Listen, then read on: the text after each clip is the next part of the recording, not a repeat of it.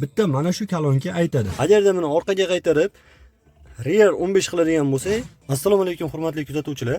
Spark'da birinchi versiyalarda bilasizlar, mana shunaqa magnitofon bo'ladi va bilasizlar, 4 ta standart kolonka bo'ladi. Oldida 2 ta, orqada 2 ta. Shunaqa holatlar bo'ladiki, orqada o'tirgan yo'lovchi muzikani pasaytirib qo'ying yoki muzikani o'chiring deyish mumkin.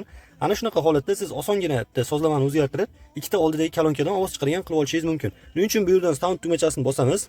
Demak, bir necha marta bosib, bu yerdan FAT degan yozuv chiqishini kutamiz.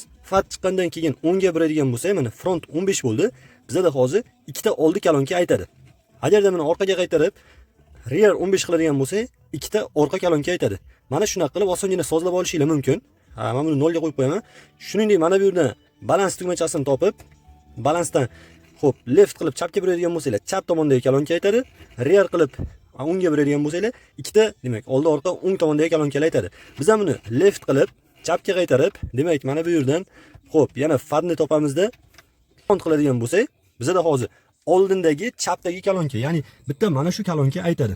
Mana shunday qilib siz osongina o'zi o'tiradigan bitta tarafdagi karnayni ham yoqib olishingiz mumkin bo'ladi.